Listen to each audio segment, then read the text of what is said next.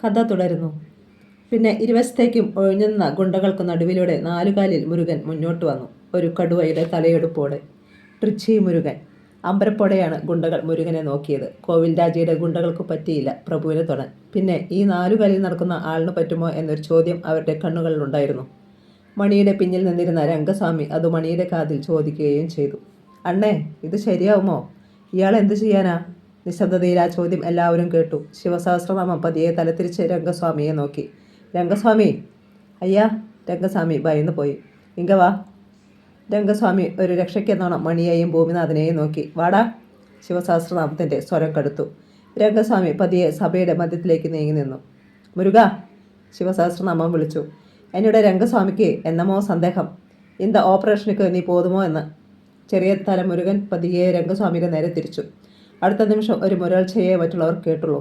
ഒരു കാട്ടുപൂച്ച പറന്നുയരം പോലെ നിന്ന നിൽപ്പിൽ മുരുകൻ നാലുകാലിൽ പറന്നുയരുന്നത് എല്ലാവരും കണ്ടു. മുരുകൻ കൈവീശി ഒറ്റയടി. രംഗസ്വാമിയുടെ കവിളും ചെന്നിയും ചേർത്തായിരുന്നു അടി. ടയർ പാളി തറയിൽ അടിക്കുന്നത് പോലൊരു ശബ്ദം കേട്ടു. രംഗസ്വാമി നിന്ന നിൽപ്പിൽ തറയിൽ നിന്നും 3 അടിയോളം ഉയർന്നു. പിന്നെ ലംബമായി തറയിലേക്ക് വീണു.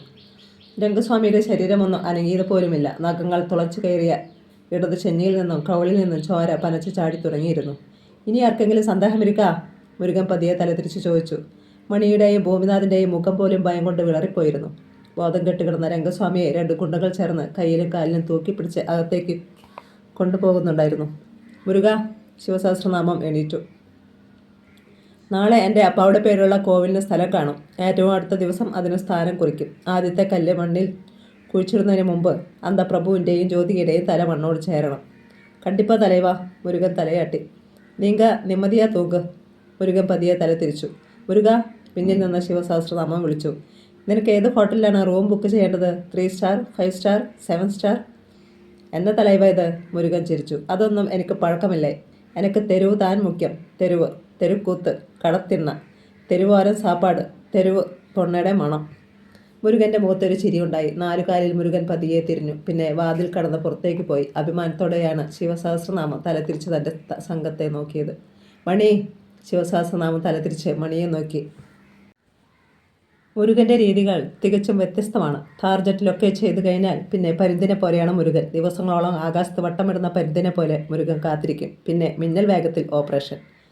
ഞങ്ങൾ എന്തു വേണം തലൈവ? മണി ശിവസഹസ്രനാമത്തെ നോക്കി. മുരുകൻ എന്തു പറഞ്ഞാലും അനുസരിക്കുക. സാധാരണ ആയുധങ്ങളല്ല മുരുകൻ്റേത്. ചിന്ന ചിന്ന പ്രോപ്പർട്ടീസ്. മുരുകൻ എന്താവശ്യപ്പെട്ടാലും കൊടുക്കുക. ഉവ്വ്. മുരുകനെ മൊബൈലിൽ കിട്ടിയെന്നൊന്നും വരില്ല. ആവശ്യം വരുമ്പോൾ ഇങ്ങോട്ട് വിളിക്കും. അതാ പതിവ്. ആവശ്യം എന്തു തന്നെയായാലും, അത് കള്ള്, കഞ്ചാവ്, പെണ്ണ്, പണം എന്തായാലും അന്നേരമേ കൊടുക്കുക. അകത്തുനിന്ന് ഒരു ഗുണ്ട വെപ്രാളത്തോടെ പാഞ്ഞിറങ്ങി വരുന്നുണ്ടായിരുന്നു. തലൈവാ. ഗുണ്ട ഭീതിയോടെ ശിവസഹസ്രനാമത്തെ നോക്കി. രംഗസ്വാമിക്ക് ബോധം വീണില്ല. അവനുടെ ചെവിയിൽ നിന്ന് രക്തം വരുന്നു. എന്നടാ ഇത്? ശിവസഹസ്രനാമം ചിരിച്ചു. രക്തം പാത്താലേ എനിക്ക് സിരിപ്പ് വരും. സഹസ്രനാമം ഒന്ന് നിർത്തി. രംഗസ്വാമിയെ ആശുപത്രിയിൽ കൊണ്ടുപോ. ശിവസഹസ്രനാമം തിരിഞ്ഞു. ജാക്കി! ശിവസഹസ്രനാമത്തെ നോക്കി നിൽക്കുകയായിരുന്നു ജാക്കിലിൻ. Mamallapuram check post. കാട്ടുപാതയിൽ ഒരു ചുവന്ന അംബാസഡർ കാർ കിടപ്പുണ്ടായിരുന്നു. അതിനടുത്ത് ഡിവൈഎസ്പി കടവുൾ റാവുത്തർ. ഒരു മിനി ലോറി ആടിക്കുലുങ്ങി വരുന്നത് റാവുത്തർ കണ്ടു. അതിൽ നിന്ന് ഒരാൾ പുറത്തേക്ക് ചാടി. തലയിൽ ചുവന്ന തോർത്ത് ചുറ്റിക്കെട്ടിയ ആൾ പ്രഭുവായിരുന്നു. ലോറി പോയി. സാറേ! പ്രഭു ധൃതിയിൽ റാവുത്തറിൻ്റെ അടുത്തേക്ക് വന്നു. അപ്പുക്കുട്ടിയുടെ വീട്ടിൽ പോയോ? പോയി. റാവുത്തറിൻ്റെ സ്വരം പതിഞ്ഞു. വസന്തത്തിന് ഇതുവരെ ബോധം വീണിട്ടില്ല. പിച്ചും പേയും പോലെ എന്തൊക്കെയോ പറയുന്നുണ്ട്. വസന്തത്തിൻ്റെ സമനില തെറ്റിയോ എന്ന് പോലും എനിക്ക് സംശയമുണ്ട്. പ്രഭുവിൻ്റെ കണ്ണുകൾ നനഞ്ഞു. ജ്യോതിക എവിടെ? റാവുത്തർ ചോദിച്ചു. ഫാം ഹൗസിലുണ്ട്. ഇനി ഞാൻ പറയുന്നത് നീ ശ്രദ്ധിച്ചു കേൾക്കണം. ഇന്ന് രാത്രി ഞാൻ പൊള്ളയാർപ്പെട്ടിക്ക് പോവും. സർക്കാർ ശരവണനെ കാണും. നമ്മൾ ആവശ്യപ്പെട്ടത് തരാമെന്ന് അവൻ പറഞ്ഞിട്ടുണ്ട്. പ്രഭുവിൻ്റെ കണ്ണുകളൊന്ന് പിടച്ചു. കേരളത്തിനും തമിഴ്നാടിനും ഇടയിലുള്ള ഒരു റിമോട്ട് ഏരിയയിലായിരിക്കും സംഭവം നടക്കുന്നത്. അതിനുവേണ്ടി ഒരു അംബാസഡർ കാർ വാങ്ങിയിട്ടുമുണ്ട്. റാവുത്തർ ഒന്ന് നിർത്തി. ഇത്രയും ഓടിയിട്ട്, ഇത്രയും നഷ്ടപ്പെടുത്തിയിട്ട് ഒടുക്ക നീ തോൽക്കുകയെന്ന് വെച്ചാൽ? പാർവതിപുരം കോളനി. 2000ഓളം ഭിക്ഷക്കാർ താമസിക്കുന്ന കോളനിയായിരുന്നു അത്. മുരുകനെയും കൊണ്ട് ഒരു വാൻ അവിടേക്ക് വന്നു നിന്നു. വാനിൽ നിന്ന് ആദ്യം മണി ഇറങ്ങി. പിന്നെ ഇരുക്കൈയും തറയിൽ കുത്തി മുരുകൻ. അമ്പരപ്പോടെയാണ് മണി ചുറ്റും നോക്കിയത്. പിച്ചക്കാരുടെ ആ ലോകം മണി ആദ്യമായി കാണുകയായിരുന്നു. ചുറ്റും കുഞ്ഞുങ്ങളുടെ കരച്ചിലുകൾ, മദ്യത്തിൽ കുഴഞ്ഞ ചീത്തവിളികൾ, ചില്ലറത്തുട്ടുകൾ എണ്ണിക്കൂട്ടുന്നതിൻ്റെ ശബ്ദം. 2 സ്ത്രീകൾ തമ്മിൽ ഒരു വീടിൻ്റെ മുമ്പിൽ കിടന്ന് മൽപ്പിടുത്തം നടത്തുന്നത് മണി കണ്ടു. മുരുകനെ കണ്ടിട്ട് ഒരു വൃദ്ധൻ ഓടി വന്നു. മുരുകൻ സാർ! അയാൾ ഓടിവന്ന് മുരുകൻ്റെ മുമ്പിൽ തൊഴുതു നിന്നു. സരോജയെ കൂപ്പിടാൻ. അത്രയുമേ മുരുകൻ പറഞ്ഞുള്ളൂ. വൃദ്ധൻ തിരിഞ്ഞോടി. 5 മിനിറ്റ് കഴിഞ്ഞു. കഷ്ടിച്ച് 6 വയസ്സിൻ്റെ വലിപ്പമുള്ള ഒരു പെൺകുട്ടി തങ്ങളുടെ നേരെ വരുന്നത് മണി കണ്ടു. ചെറിയ മിഡിയും ടോപ്പുമാണ് വേഷം, ചുമലിൽ ബാഗ്. സ്കൂളിൽ നിന്ന് വരുന്ന വഴിയാണെന്ന് തോന്നി. പക്ഷേ പെൺകുട്ടി അടുത്തെത്തിയപ്പോൾ മണി അമ്പരന്ന് പോയി. പെൺകുട്ടിക്ക് ഒരു മുതിർന്ന സ്ത്രീയുടെ മുഖമാണ്. കട്ടിപ്പുരുകങ്ങളും കൂർത്ത മുഖവും മൂർച്ചേറിയ കണ്ണുകളും. എന്ന തലൈവ പുരുഷ സ്വരമായിരുന്നു അവർക്ക്. ഡീറ്റെയിലായി പറയാം, വീട്ടുവാസപ്പടിയിലിരുന്ന് സംസാരിക്കാം. കൊഞ്ചം വേലയിരിക്കും സരോജം. സരോജൻ തലയാട്ടി. മുരുകൻ ചിരിച്ചു. പിന്നെ തല ചരിച്ച മണിയെ നോക്കി. എന്നെ മണി മുഴുക്കിറേൻ. ഇത് വന്ന് സരോജ. കണ്ടാൽ സ്കൂൾ കുളന്ത മാതിരി. ആന 42 വയസ്സ് പ്രായം. ഡോർഫിസം എന്നതാണ് അസുഖം. Hormone problem. അതാണ് ചിന്ന കുളന്ത മാതിരി ഇരിക്കുന്നത്. സരോജ എന്നോട് റൈറ്റ് ഹാൻഡ്. ഞാൻ ചൊല്ലും, സരോജൻ ചെയ്യും. അത് താനേ പഴക്കം. മുരുകനൊന്ന് നിർത്തി. ഹാസ്കോ ബ്ലേഡ് ഓപ്പറേഷനിൽ ഷീ ഈസ് ബ്രില്യൻറ്റ്. മണിയുടെ മുഖത്ത് നിറഞ്ഞ അമ്പരപ്പായിരുന്നു. പുളയാർ പെട്ടി. ശ്മശാനത്തിൽ ഇരുട്ട് വീണിരുന്നു. ഒരു വലിയ മറ്റൊരു വാൻ അവിടേക്ക് വന്നു നിന്നു. അതിൽ നിന്ന് റാവുത്തർ ഇറങ്ങി. ഒരു 60 വാട്ട് ബൾബിൻ്റെ പ്രകാശം മാത്രമായിരുന്നു ശ്മശാനത്തിലും പരിസരത്തും. അടുത്ത നിമിഷം ബൾബിൻ്റെ മഞ്ഞ വെളിച്ചത്തിന് കീഴിലേക്ക് ഒരാൾ വന്നു. സർക്കാർ ശരവണൻ. തമിഴ്നാട്ടിലെയും കർണാടകത്തിലെയും സർക്കാർ മെഡിക്കൽ കോളേജിലേക്ക് കുട്ടികൾക്ക് പഠിക്കാനായി മൃതശരീരങ്ങൾ കൊടുക്കുന്നതാണ് ശരവണൻ്റെ ജോലി. അങ്ങനെ വീണതാണ് സർക്കാർ ശരവണൻ എന്ന പേര്.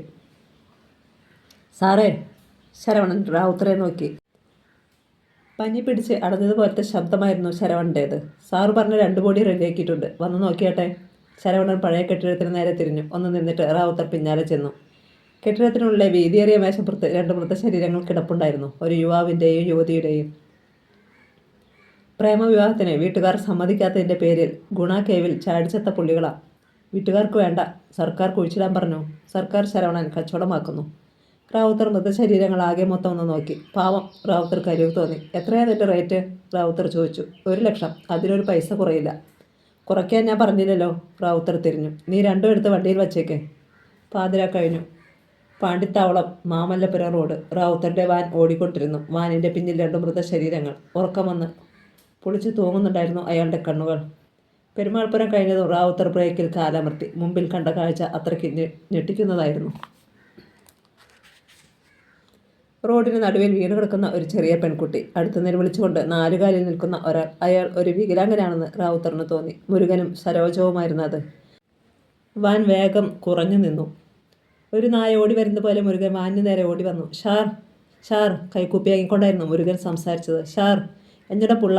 ഏതാവത് വണ്ടി മോതിയിട്ട് പോയെങ്കിൽ ഷാർ, ഹെൽപ്പ് സഞ്ച വേണം. റാവുത്തർ വാനിൽ നിന്നിറങ്ങാൻ ഡോർ ഹാൻഡിലിൽ കൈവച്ചു. ഷാർ, വേഗം ഷാർ, വേഗം. മുരുകൻ ധൃതി കൂട്ടി. ഒട്ടൊരു സംശയത്തോടെയായിരുന്നു റാവുത്തറിൻ്റെ നിൽപ്പ്. ശത്രുക്കളുടെ കണ്ണുകൾക്ക് താഴെയാണ് താനെന്ന് റാവുത്തറിന് അറിയാമായിരുന്നു. ഏത് സമയത്തും ഏത് രൂപത്തിലും ഏത് രീതിയിലും വരും ശത്രു. തറയിൽ കമിഴ്ന്നു കിടക്കുന്ന സരോജത്തിന് നേർക്കായിരുന്നു റാവുത്തറിൻ്റെ നോട്ടം. 10 വയസ്സ് തോന്നിക്കുന്ന ഒരു പെൺകുട്ടി മുടി 2ആയി പിന്നിയിട്ടിരിക്കുന്നു. തലക്കടിയിൽ നിന്ന് ചോര ടാർ റോഡിലേക്ക് പരന്നിട്ടുണ്ട്. റാവുത്തറിൻ്റെ കാൽപെരുമാറ്റം സരോജത്തിനും കേൾക്കാമായിരുന്നു. ഒരടി നീളം വരുന്ന ഒരു സ്റ്റീൽ കത്തി നെഞ്ചോട് ചേർത്ത് കൊണ്ടായിരുന്നു അവൾ കിടന്നിരുന്നത്. റാവുത്തർ അടുത്തു വന്നിരുന്നാൽ അപ്പോൾ പിന്നിൽ നിന്ന് മുരുകൻ ഒരു കടുവയെ പോലെ ചാടി വീഴും.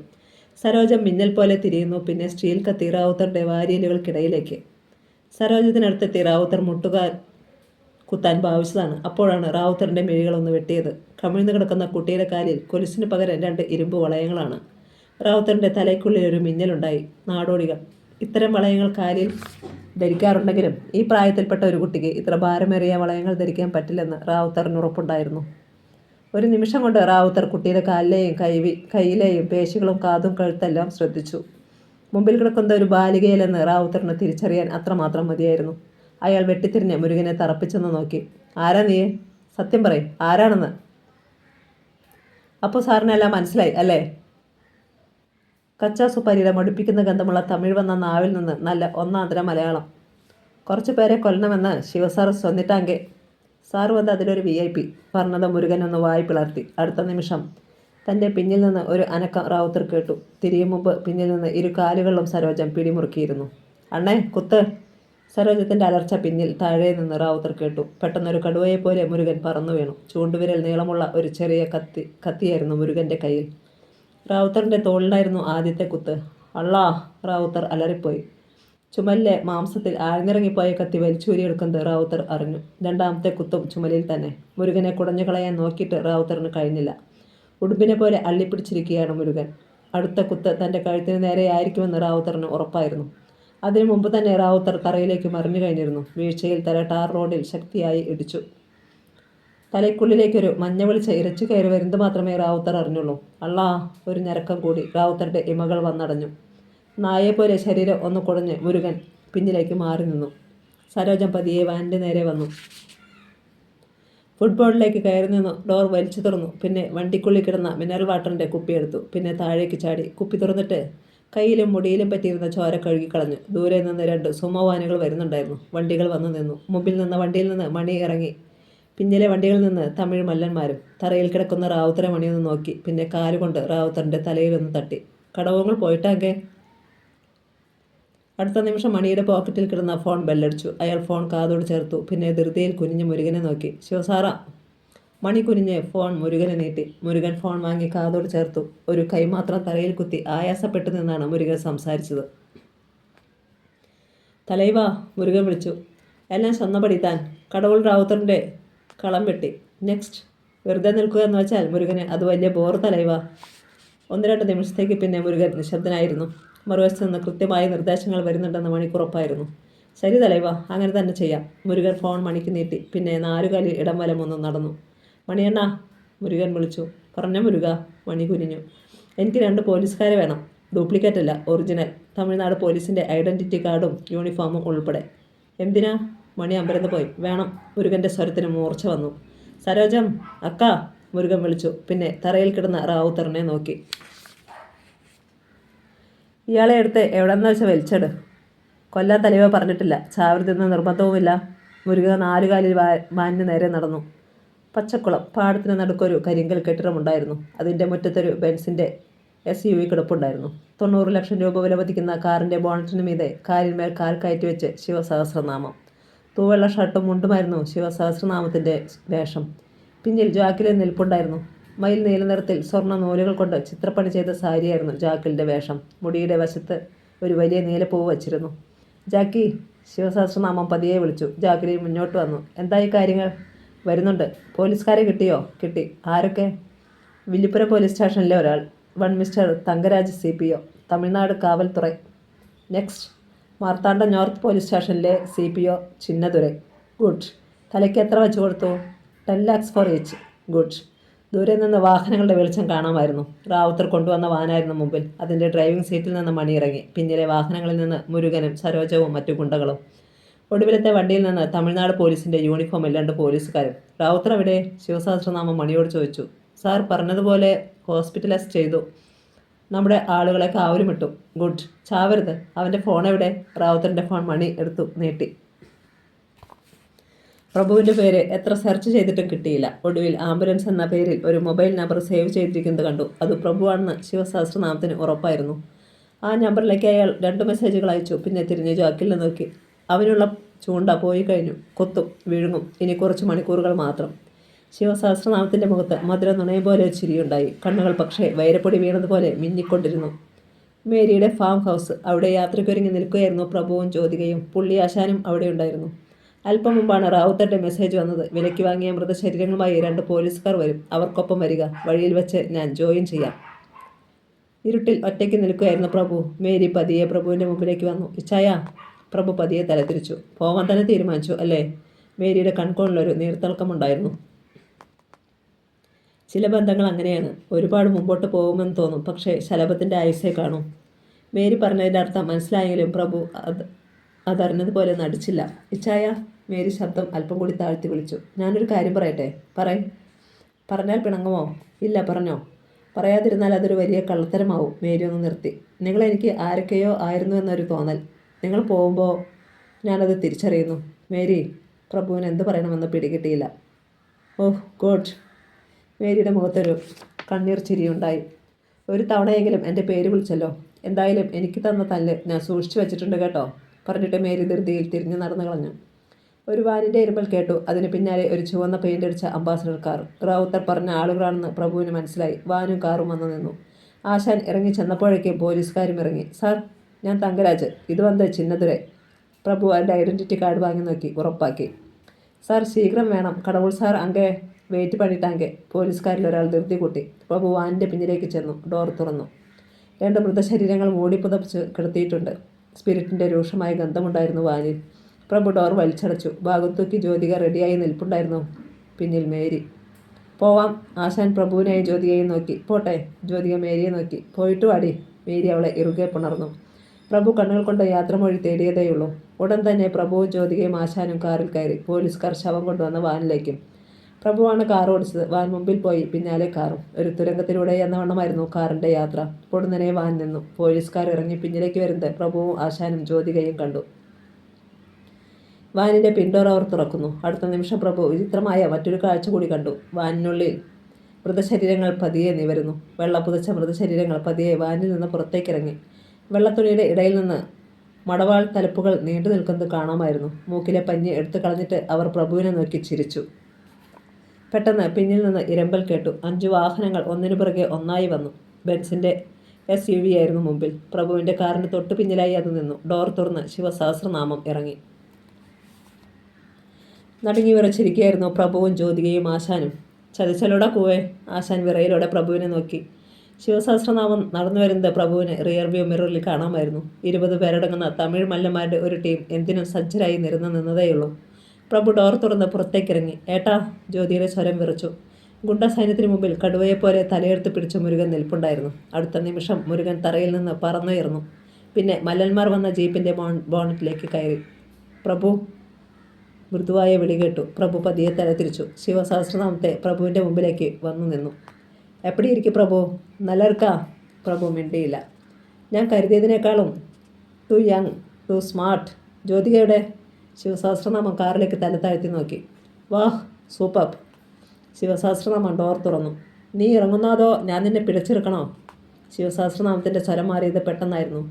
ശിവ. പ്രഭു ശിവസഹസ്രനാമത്തിൻ്റെ മുമ്പിലേക്ക് വന്നു. അവളെ നീ തൊടില്ല, ഞാൻ ജീവിച്ചിരിക്കുമ്പോൾ. നീ ചത്തിരി തൊട്ടോളാം. ശിവസഹസ്രനാമത്തിൻ്റെ മുഖത്ത് ചിരിയായിരുന്നു. കാറിൽ നിന്ന് ആശാനും ഇറങ്ങി. ഓ, ദി ഗ്രേറ്റ് പുള്ളി ആശാൻ. ശിവസഹസ്രനാമം ചിരിച്ചു. തലയിൽ നര കയറിയിട്ടും നര പിടിക്കാത്ത ചിന്തകളും തന്ത്രങ്ങളും ബുദ്ധിയും കുബുദ്ധിയും. I salute you man. Muruga. Shivasahasranamam തലതിരിച്ച് മുരുകനെ നോക്കി. മർമ്മവിദ്യയിൽ ആശാനാണ് ഈ ആശാൻ, അതും ചൂണ്ടുമർമ്മത്തിൽ. നീ ആ വിലങ്ങ് മുറിച്ചെടുത്തേക്കണം. എടാ കൊച്ചനെ. ആശാൻ ശിവസഹസ്രനാമത്തെ നോക്കി. കഥ അറിയാതെയാ നീ യുദ്ധത്തിന് പുറപ്പെട്ടു വന്നിരിക്കുന്നത്. നിന്റെ അപ്പനെ കൊന്നത് പ്രഭുവല്ല, ജ്യോതികയുമല്ല. എൻ്റെ വീട്ടിൽ കൊല്ലപ്പെട്ട നിലയിൽ നിന്റെ അപ്പനെ കണ്ടുവന്നത് നേരാ.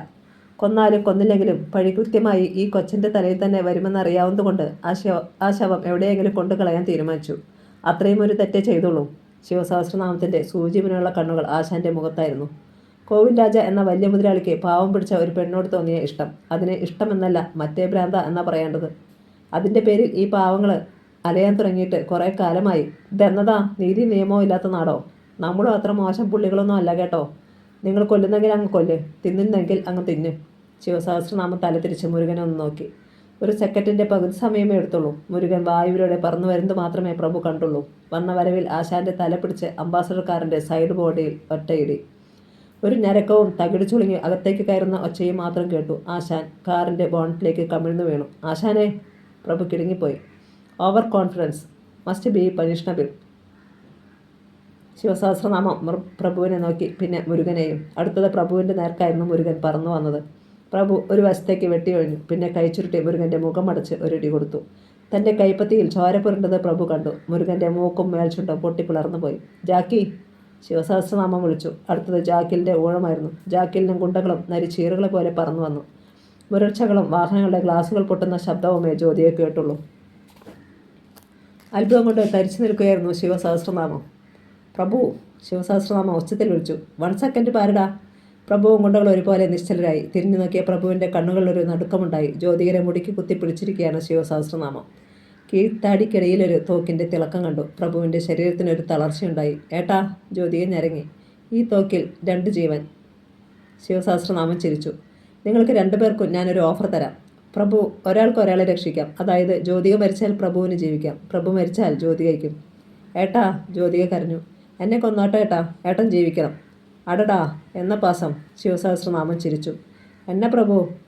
ഡിസിഷൻ എന്നാ? പ്രഭു മിഴികൾ തിരിച്ച് ശിവസഹസ്രനാമത്തെ ഒന്ന് നോക്കി. ഡിസിഷൻ. വായിൽ ഇറ്റുവന്ന ചോര തുപ്പിക്കൊണ്ട് പ്രഭു ഒന്ന് ചിരിച്ചു. ജീവിച്ചാലും മരിച്ചാലും ഒന്നിച്ച്.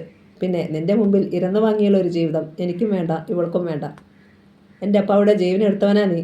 അതിന് കാരണക്കാരിയായവളാ ഇവൾ. വെറുതെ വിടുമോ ഞാൻ രണ്ടിനെയും? ഒരിക്കലുമില്ല. ശിവസഹസ്രനാമം ചിരിച്ചു. നിന്നെ ഞാൻ തീർക്കും പ്രഭു. ഇവളെ അയാൾ തല തിരിച്ച് ജ്യോതികയെന്ന് നോക്കി. ഇവളെ ഞാൻ കൊല്ലത്തില്ല.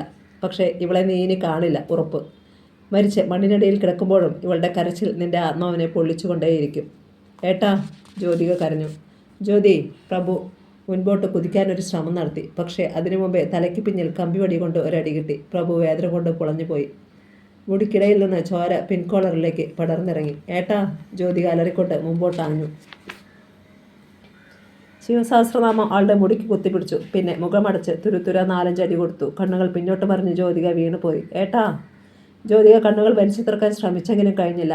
ആശാനെ ഗുണ്ടകൾ വലിച്ച് അംബാസിഡർ കാറിനുള്ളിലേക്ക് തന്നെ ഇട്ടു. പിന്നെ കാർ ന്യൂട്രൽ ഗിയറിലാക്കിയിട്ട് വനത്തിലേക്ക് തള്ളിവിട്ടു. പ്രഭുവിനെ മണിയും ഗുണ്ടകളും തറയിലൂടെ വലിച്ചു കൊണ്ടുവന്ന് വാനിനുള്ളിലേക്കിട്ടു. തലൈവാ!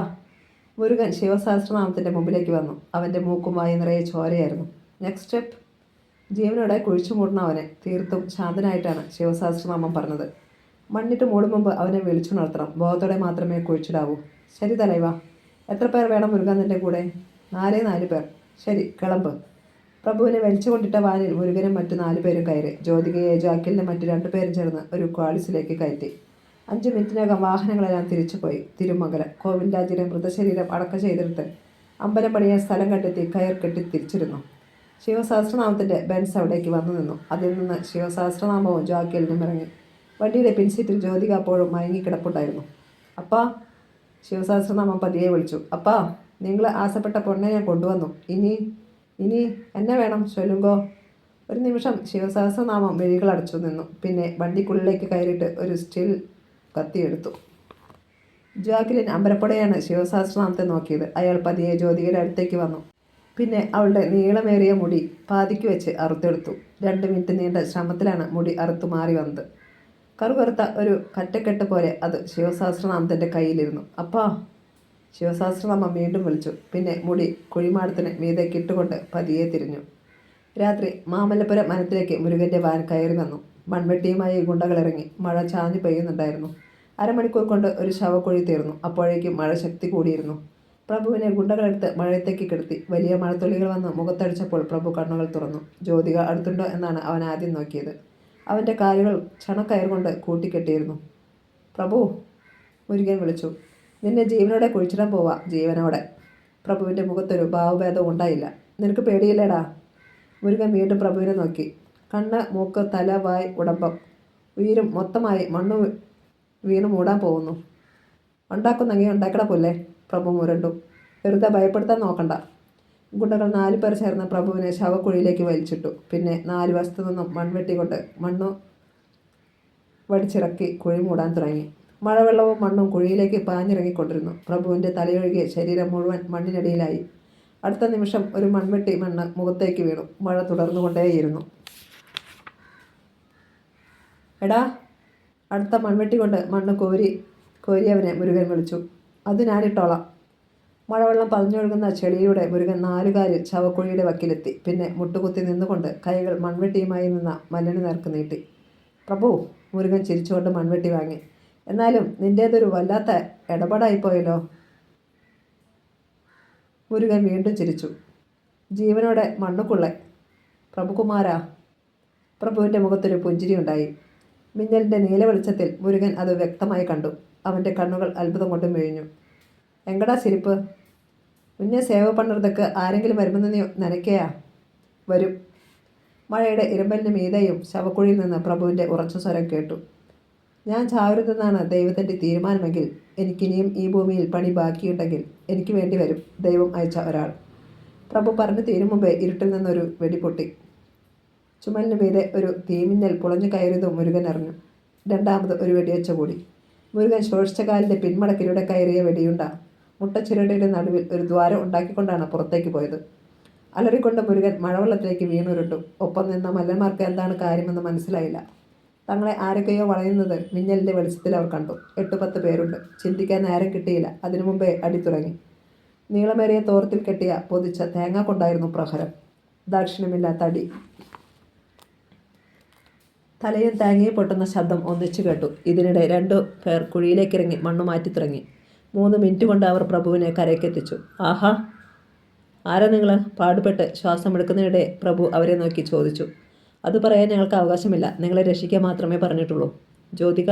പ്രഭു ചുറ്റും പകച്ചു നോക്കി. ഇവിടെയില്ല. എവിടെയാണെന്ന് അറിയത്തുമില്ല. അതിൻ്റെ മറുപടിയും നിസ്സംഗമായിരുന്നു. ഇരുട്ടിൽ നിന്ന് മുരുകൻ്റെയും ഗുണ്ടകളുടെയും ഞരക്കം മാത്രമേ കേൾക്കുന്നുണ്ടായിരുന്നുള്ളൂ. മഴയിലൂടെ 2 മല്ലന്മാർ ഒരു സ്ട്രെച്ചറും എടുത്ത് ഓടി വരുന്നുണ്ടായിരുന്നു. സാർ, ഇതിലേക്ക് കയറി കിടക്കണം, ഒരാൾ പറഞ്ഞു. സാറോ? പ്രഭു അത്ഭുതത്തോടെയാണ് അയാളെ നോക്കിയത്. എനിക്ക് കുഴപ്പമില്ല, ഞാൻ പോയിക്കോളാം. നിവർന്നു നിൽക്കാൻ ബുദ്ധിമുട്ടുണ്ടെങ്കിലും പ്രഭു പറഞ്ഞത് അങ്ങനെയാണ്. No sir, please. മല്ലന്മാരുടെ നേതാവ് അപേക്ഷിക്കുമെന്ന മട്ടിൽ പ്രഭുവിനെ നോക്കി. സാറിൻ്റെ ശരീരം ഒട്ടും അനങ്ങരുതെന്ന് ഞങ്ങളെ അയച്ച ആൾ കർശന നിർദ്ദേശം നൽകിയിട്ടുണ്ട്. സാറിനുടൻ വേണ്ടത് മെഡിക്കൽ അസിസ്റ്റൻസ് ആണ്. പ്ലീസ്. അവർ പ്രഭുവിനെ പിടിച്ച് സ്ട്രെച്ചറിൽ ഇരുത്തി. ആരാ നിങ്ങളിവിടേക്ക് അയച്ചത്? Sorry sir. അവർ പ്രഭുവിനെ പിടിച്ച് സ്ട്രെച്ചറിലേക്ക് കിടത്തി. പറഞ്ഞല്ലോ, അത് പറയാൻ ഞങ്ങൾക്കൊട്ടും അവകാശമില്ല. അവർ സ്ട്രെച്ചർ താങ്ങി എടുത്തുകൊണ്ട് മഴയിലൂടെ മുമ്പോട്ട് നടന്നു. പ്രഭു ആയാസപ്പെട്ട് തല തിരിച്ചൊന്ന് നോക്കി. ദൂരെ ഒരു ബസ് കിടക്കുന്നത് മിന്നലിൻ്റെ വെളിച്ചത്തിൽ അവൻ കണ്ടു. ജ്യോതിക എവിടെയായിരിക്കും? പ്രഭുവിൻ്റെ നെഞ്ചിലൊരു നീറ്റൽ പടർന്നുകൊണ്ടിരുന്നു. ശിവസഹസ്രനാമത്തിൻ്റെ ഗസ്റ്റ് ഹൗസിന് മുമ്പിലേക്ക് ഒരു ആംബുലൻസ് വന്നു നിന്നു. അതിൽ നിന്ന് ആശുപത്രി അറ്റൻഡന്റ്മാർ പോലെ വേഷം ധരിച്ച 2 പേർ ഇറങ്ങി. കമോൺ. ജാക്കി അവരുടെ മുന്നിലേക്ക് വന്നു. ആ സ്ട്രെച്ചർ കൂടി എടുത്തോളൂ. അറ്റൻഡന്റ്മാർ പോയി സ്ട്രെച്ചറുമായി ജാക്കിയുടെ പിന്നാലെ അകത്തേക്ക് വന്നു. അകത്തെ മുറിയിലെ ബെഡിൽ ഇളനീല ബെഡ്ഷീറ്റ് പൊതിച്ച് ജ്യോതിക മയങ്ങിക്കിടപ്പുണ്ടായിരുന്നു. അടുത്ത് വലിച്ചിട്ട കസേരയിൽ ശിവസഹസ്രനാമവും മണിയും ഭൂമിനാഥനും. പ്രഭുവിൻ്റെ ശവമടക്കെന്തായി മണി? ശിവസഹസ്രനാമം തലത്തിരിച്ച് മണിയെ നോക്കി. വിളിച്ചു. ആരെയും കിട്ടുന്നില്ല സാർ. ആരെയും? ശിവസഹസ്രനാമത്തിൻ്റെ നെറ്റി ചുളിഞ്ഞു. എന്തെങ്കിലും പ്രോബ്ലം? മണി നിസ്സാരമായി ചുമൽ കൂച്ചി. അവൻ ചത്തിട്ടില്ലായിരുന്നു, അത് ഓർത്തോളണം. ജാക്കിലെ മണിയൊന്ന് നോക്കി. That's A point. ശിവസഹസ്രനാമം എണീറ്റു. പിന്നെ തലത്തിരിച്ച് ജ്യോതികയെ നോക്കി. ആദ്യം എന്തായാലും ഈ ജോലി കഴിയട്ടെ, അത് കഴിഞ്ഞ് ബാക്കി. അവൻ രക്ഷപ്പെട്ടെങ്കിൽ, ആരെങ്കിലും രക്ഷപ്പെടുത്തിയെങ്കിൽ, ജ്യോതിയെ തിരക്കി അവൻ നമ്മുടെ മുമ്പിലേക്ക് വന്നോളും. ചിരിക്കുന്ന ശിവസഹസ്രനാമം. പിന്നെ കൊല്ലാൻ എളുപ്പമല്ലേ മണി? ശിവസഹസ്രനാമം തിരിഞ്ഞ് ആംബുലൻസുമായി വന്നവരെ നോക്കി. ഇവളെയും കൊണ്ട് നിങ്ങൾ നേരെ ബാംഗ്ലൂർക്ക്, അവിടെ മടിവാള ചെക്ക് പോസ്റ്റ് വരെ. ചെക്ക് പോസ്റ്റിൽ ഒരു ബി ടീം ഉണ്ടാവും. അവർക്ക് നിങ്ങൾ ഇവളെ ഹാൻഡ് ഓവർ ചെയ്യുക. സാർ. ശിവസാർ. മണി അരച്ചരച്ച് വിളിച്ചു. ഈ പെണ്ണിനെ എന്ത് ചെയ്യാനാ പദ്ധതി? ഇവളെ ഞാൻ ഇതുവരെ ഒന്ന് തൊട്ടുപോലുമില്ലല്ലോ മണി. ശിവസഹസ്രനാമം ചിരിച്ചു. ഒരു പെണ്ണിനെയും അവളുടെ സമ്മതമില്ലാതെ ശിവ തൊടില്ല. അത് ശിവ സ്റ്റൈൽ. അപ്പം അവിടെ ഓപ്പോസിറ്റ് സ്റ്റൈൽ. എനിക്ക് പ്രിയം ദുട്ടുമട്ടും. ദാ ബ്ലഡി മണി. ശിവസഹസ്രനാമം ഒന്ന് നിർത്തി. പിന്നെ തിരിഞ്ഞ് ജ്യോതികയെ നോക്കി. നായികയെ വേശ്യത്തിരിവിൽ വിൽക്കുന്നതൊക്കെ പറഞ്ഞു പഴകിയ സ്റ്റൈലല്ലേ മണിയണ്ണ? ഇവളെ ഞാൻ കൊണ്ടുപോകുന്നത് ബാംഗ്ലൂരിലെ എൻ്റെ ഡ്രഗ് അനലൈസിങ് വിങ്ങിലേക്കാണ്. എൻ്റെ മരുന്നിൻ്റെയും മയക്കുമരുന്നിൻ്റെയും പരീക്ഷണശാലയിലേക്ക്. അവിടെ ഒരു ഗിനി പിഗായി ഇവൾ കാണും.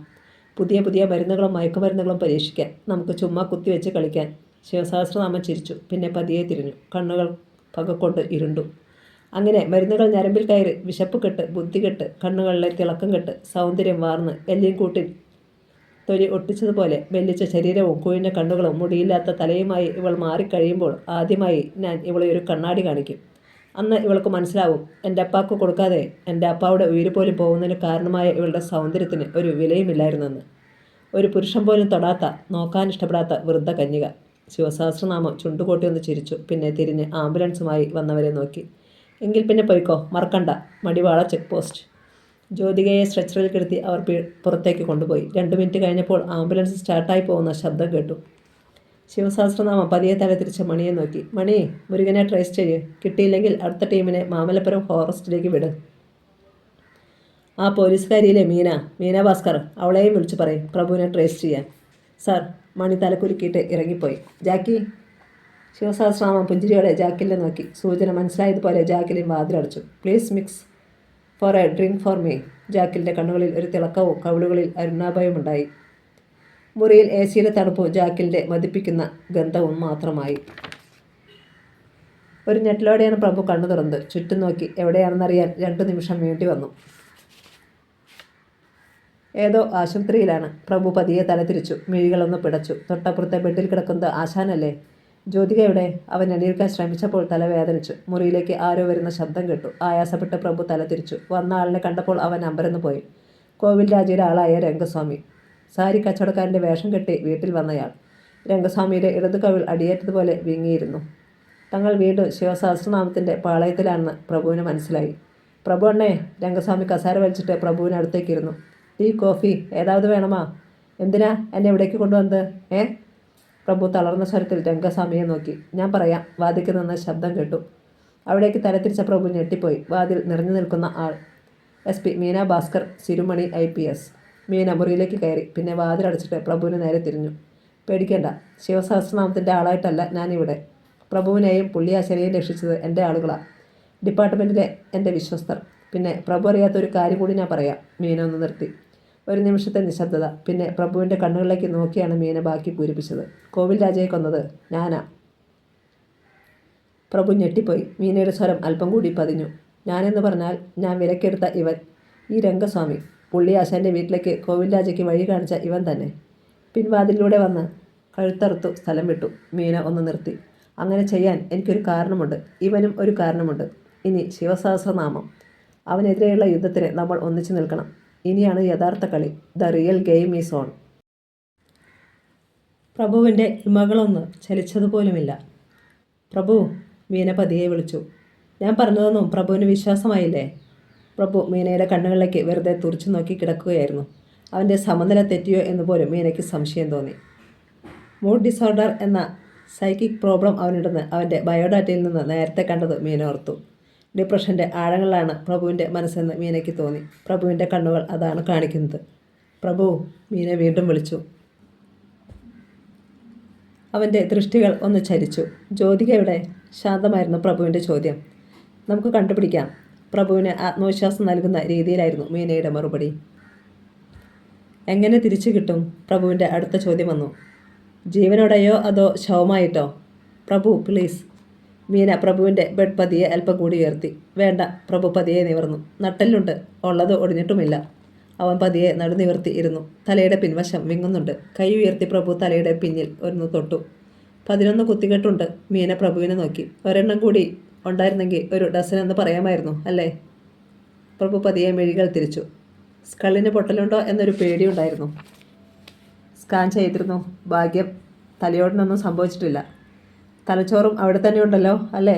പ്രഭു തിരിഞ്ഞ് മീനയെ നോക്കി. ഈ കുത്തിക്കെട്ട് എന്നത്തേക്ക് എടുക്കാൻ പറ്റും? ഏറിയാൽ ഒരാഴ്ച. അതുവരെ ഞാൻ ഇവിടെ നിൽക്കണോ? അതുവരെ എന്നല്ല, അത് കഴിഞ്ഞും പ്രഭു ഇവിടെ നിൽക്കണം. ഓ, നിങ്ങൾക്കൊരു ചാവേറിനെ വേണമല്ലോ അല്ലേ? ഒരിക്കലുമല്ല. മീന അവൻ്റെ തൊട്ട് മുമ്പിലേക്ക് വന്നു. യൂണിഫോം ഇട്ടുകൊണ്ട് ഒരുപാട് കൊള്ളരുതായ്മ ചെയ്തിട്ടുള്ള ഒരാളാണ് ഞാൻ. സത്യം, എന്നെ കൊണ്ട് ചെയ്യിക്കുകയായിരുന്നു. ഇനി എനിക്കത് തിരുത്തണം. മീന ഒന്ന് നിർത്തി. അതിനുള്ള തുടക്കമായിട്ടാണ് ഞാൻ 2 കൽപ്പിച്ച് കോവിൽ രാജയുടെ പണി തീർത്തത്. അതുവഴി നിങ്ങളും രക്ഷപ്പെട്ടെന്ന് കരുതി. പക്ഷേ ശിവസഹസ്രനാമം വന്നതോടെ കാര്യങ്ങൾ തകിടം മറിഞ്ഞു. ഇവിടുത്തെ ടീമിനെ ഉപയോഗിച്ചായിരുന്നു ശിവ കളിച്ചിരുന്നെങ്കിൽ ഒരിക്കലും നിങ്ങൾ പിടിക്കപ്പെടില്ലായിരുന്നു. ഇവൻ ഈ രംഗസ്വാമി അവരെ വഴിതെറ്റിച്ചു വിട്ടേനെ. പക്ഷേ ശിവ പുറത്തു നിന്നുള്ള ടീമിനെ ഇറക്കി കളിച്ചു. എനിക്ക് കൃത്യമായ വിവരങ്ങൾ കിട്ടാതെയായി. അതാ നിങ്ങൾ പിടിക്കപ്പെട്ടത്. കോവിൽ രാജയുടെ ശവക്കുഴിയിൽ നിന്ന് എൻ്റെ ആളുകളാണ് പ്രഭുവിനെ രക്ഷിച്ചത്. തമിഴ്നാട് പോലീസിനെ എൻ്റെ വിശ്വസ്തർ. മീനയുടെ കണ്ണുകൾക്ക് നടുവിലൊരു തീക്കനലിൻ്റെ തിളക്കം പ്രഭു കണ്ടു. കോവിൽ രാജ സിൻഡിക്കേറ്റ് ഇടിച്ചു തിരുത്തി പൊടിയായി പറത്താൻ കാത്തിരിക്കുന്നവരാ അവർ ഓരോരുത്തരും. ഓരോരുത്തർക്കും കോവിൽ രാജയെ കൊണ്ട് ഓരോ രീതിയിൽ നഷ്ടമുണ്ടായിട്ടുണ്ട്, സങ്കടമുണ്ടായിട്ടുണ്ട്. ഇനി അവരെല്ലാം എൻ്റെയും പ്രഭുവിൻ്റെയും കൂടെ നിൽക്കും, എന്തിനു വേണ്ടിയും. ഞാൻ നിങ്ങളെ എങ്ങനെ വിശ്വസിക്കും? പ്രഭു ചോദിച്ചു. ഇനിയും പ്രഭുവിന് എന്നെ വിശ്വാസമായില്ലേ? പ്രഭുവിൻ്റെ കണ്ണുകളിലേക്ക് നോക്കിക്കൊണ്ടാണ് മീന അത് ചോദിച്ചത്. ഒരു പിടി മണ്ണുകൂടി മുഖത്ത് വീണിരുന്നെങ്കിൽ ഈ ചോദ്യം ചോദിക്കാൻ പ്രഭു ബാക്കി കാണില്ലായിരുന്നു. മീന ഒന്ന് നിർത്തി. ഇപ്പോൾ തന്നെ എനിക്ക് വേണമെങ്കിൽ പ്രഭുവിനെ ശിവയെ ഏൽപ്പിച്ചുകൂടെ? എന്തിന്? എൻ്റെയും രംഗസ്വാമിയുടെയും തലപോകുന്ന രഹസ്യം പോലും ഞാൻ പ്രഭുവിനോട് തുറന്നു പറഞ്ഞത് എന്തുകൊണ്ടാണ്? പ്രഭുവിനെ എനിക്ക് വിശ്വാസമായതുകൊണ്ട്. ഒന്നിച്ചു നിന്നാൽ വിജയിക്കും എന്നുറപ്പുള്ളതുകൊണ്ട്. 1-2 നിമിഷത്തേക്ക് പ്രഭു ഒന്നും മിണ്ടിയില്ല. പിന്നെ പതിയെ തലയുയർത്തി മീനയെ നോക്കി. എന്തിനാ നിങ്ങൾ കോവിൽ രാജയെ കൊന്നത്? ഒരു നിമിഷത്തേക്ക് മീനയൊന്നും മിണ്ടിയില്ല. പിന്നെ പതിയെ പറഞ്ഞു. എൻ്റെ അനിയത്തിയുടെ മാനം രക്ഷിക്കാൻ. മീനയുടെ കണ്ണുകൾ എരിഞ്ഞു. ഒരു തവണയെ ആ നായ എൻ്റെ അനിയത്തിയെ നേരിൽ കണ്ടിട്ടുള്ളൂ. കണ്ടപാടെ അവളെ അത്രയ്ക്കങ്ങ് ഞരമ്പിൽ പിടിച്ചു പോലും. എൻ്റെ അനിയത്തിയെ ഞാൻ അവൻ്റെ മുറിയിൽ കൊണ്ടുകൊടുക്കാൻ. ബേസ്റ്റാർട്ട്. മീന കിതച്ചു.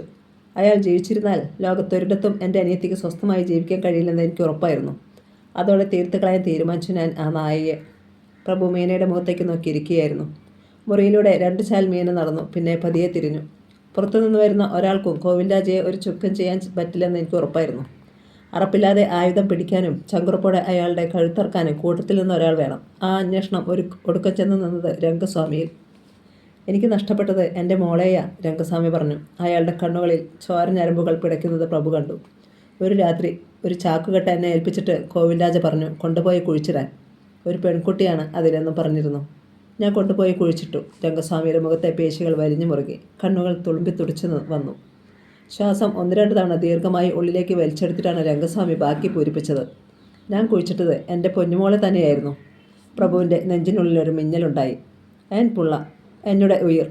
ഇരുകൈയും കൊണ്ട് മുഖം പൊത്തി രംഗസ്വാമി ഏങ്ങലടിച്ചു. അവിടുന്ന് തിരിച്ചു പോന്ന വഴിക്ക് ഭാര്യ എന്നെ വിളിച്ച് സ്കൂളിൽ പോയ മകൾ തിരിച്ചു വന്നില്ലെന്ന് പറഞ്ഞത്. ഞാൻ വിളിക്കുന്നുവെന്ന് പറഞ്ഞ് കോവിൽരാജിലെ വേറെ ഏതോ ഗുണ്ടകൾ ഉച്ചയ്ക്ക് അവളെ ഒരു വണ്ടിയിൽ കയറ്റി കൊണ്ടുപോയെന്ന്. അതോടെ എനിക്ക് എല്ലാം മനസ്സിലായി. 1-2 നിമിഷത്തേക്ക് രംഗസ്വാമി മിണ്ടിയില്ല. നെഞ്ചിനുള്ളിലൊരു നീറ്റൽ പടരുന്നത് പ്രഭു പറഞ്ഞു. തനിക്ക് മാത്രമല്ല നഷ്ടം, ഒരുപാട് പേർക്കുണ്ട്. മോളെ കാണാതായതോടെ ഭാര്യയ്ക്ക് പൈത്യം പിടിച്ചു പോച്ചു സാർ. 2 വർഷം മുന്നാടി ഒരു ട്രെയിൻ തട്ടി അവൾ പോയി. ഒന്നും മനസ്സിലാകാത്ത ഒരു പൊട്ടനെ പോലെ ഞാൻ കോവിൽരാജിക്കൊപ്പം നിന്നു. അയാളുടെ ജീവിച്ചിരിക്കുമ്പം തന്നെ അയാളുടെ മകനെ കുഴിച്ചിടണമെന്നായിരുന്നു എൻ്റെ ആശ. അത് നടന്നില്ല. ஆனால் രംഗസ്വാമിയുടെ സ്വരം ആവേശം കൊണ്ട് വിറച്ചു. അന്ത നായുടെ കഴുത്ത് ഇന്ത കയ്യാലെ തന്നെ അറുത്തുവിട്ടത്. ഹോ ഹോ, രംഗസ്വാമി ആസ്വദിച്ച് ചിരിച്ചു. അവനുടെ കരച്ചിൽ, അവസാന പിടച്ചിൽ. ഈ ലോകത്ത് ഇത്രയും നല്ലൊരു കാഴ്ച ഞാൻ വേറെ കണ്ടിട്ടില്ല. എൻ്റെ മകൾക്കും സന്തോഷമായി കാണും അല്ലേ? രംഗസ്വാമി പ്രഭുവിനെ നോക്കി. തീർത്തും നിഷ്കളങ്കമായ നോട്ടമായിരുന്നു അത്. പ്രഭു പതിയെ എണീറ്റു. പിന്നെ രംഗസ്വാമിയുടെ നേരെ ചെന്നു. ആ ചുമലിൽ ഒന്ന് അമർത്തിപ്പിടിച്ചു. മീനയുടെ മുഖത്തൊരു തെളിച്ചമുണ്ടായി. പ്രഭു കൂടെ നിൽക്കുമെന്ന് അവർക്ക് ഉറപ്പായി കഴിഞ്ഞിരുന്നു. ഉയിരു കൊടുത്തും പ്രഭു അണ്ണനുടെ കൂടെ ഞാനുണ്ട്. രംഗസ്വാമി സ്വന്തം നെഞ്ചിൽ തല്ലി. ജ്യോതികാവെ നമുക്ക് കണ്ടുപിടിക്കാം. പ്രഭു, മീന മുമ്പോട്ട് വന്നു. ഒരുപാട് പേരൊന്നുമില്ല നമ്മുടെ കൂടെ. ഡിപ്പാർട്ട്മെൻറ്റിൽ നിന്ന് 5 പേർ. രംഗസ്വാമി. പിന്നെ മീന ഒന്ന് നിർത്തി. പിന്നെ രംഗസ്വാമി ഒന്ന് നോക്കി. അഷ്കറിനൊന്ന് വിളിക്കേ. രംഗസ്വാമി പുറത്തേക്ക് പോയി. തിരിച്ചു വന്നത് കഷ്ടിച്ച് 20 വയസ്സ് തോന്നിക്കുന്ന ഒരു ചെറിയ പയ്യനെയും കൊണ്ടാണ്. ഇത് അഷ്കർ, മീന പ്രഭുവിനോട് പറഞ്ഞു. 2 വർഷം മുമ്പ് ശിവസഹസ്രനാമം ഒരു സെക്യൂരിറ്റി ഗാർഡിനെ ഹമ്മർ കയറ്റി കൊന്നിരുന്നു. അദ്ദേഹത്തിൻ്റെ മകന. നിസ്സംഗമായ മുഖവും നിശ്ചലമായ കണ്ണുകളുമാണ് ആ യുവാവിനെന്ന് പ്രഭു കണ്ടു. പക്ഷേ ആ മുഖവും കണ്ണുകളും അവൻ്റെ ലക്ഷ്യം വിളിച്ചു പറയുന്നുണ്ട്. ശിവസഹസ്രനാമത്തിൻ്റെ മരണം. എന്താ നിൻ്റെ ഉദ്ദേശ്യം? പ്രഭു ചോദിച്ചു. എനിക്ക് ശിവയെ കൊല്ലണം. നടു റോഡിലിട്ട് വണ്ടി കയറ്റി ചതച്ചരച്ചു കൊല്ലണം. ഒരു പൂവിറുക്കണം എന്ന് പറയും പോലെ ലാഘവത്തോടെയായിരുന്ന മറുപടി. പ്രഭുവിനത് ഇഷ്ടപ്പെട്ടു. നിർഭയനാണ് കക്ഷി. പുള്ളി ആശാനപ്പം ഉണരും. തല തിരിച്ച് ആശാനെ നോക്കിക്കൊണ്ടാണ് പ്രഭു ചോദിച്ചത്. 1/2 മണിക്കൂർ കഴിയുമ്പോൾ ഉണരും, മീന പറഞ്ഞു. ആശാന് വലിയ പരുക്കൊന്നുമില്ല. സരേഷ്ണ. ഏതാ ഇത് സ്ഥലം? ആശുപത്രിയല്ല എന്ന് മനസ്സിലായി. സ്ഥലം ഏതാണെന്ന് ചോദിച്ചാൽ മീന ഒന്ന് നിർത്തി. മണിമുത്താർ, തിരുനെൽവേലി ജില്ലയിലെ ഒരു ഫോറസ്റ്റ് ഏരിയയാണ്. മീന ചെന്ന് ജനൽ തുറന്നു. കുറച്ചു മാറി കാടിൻ്റെ കറുത്തിരുണ്ട പച്ചപ്പ് പ്രഭു കണ്ടു. ഒരു വലിയ ഇരമ്പലും കേൾക്കാം.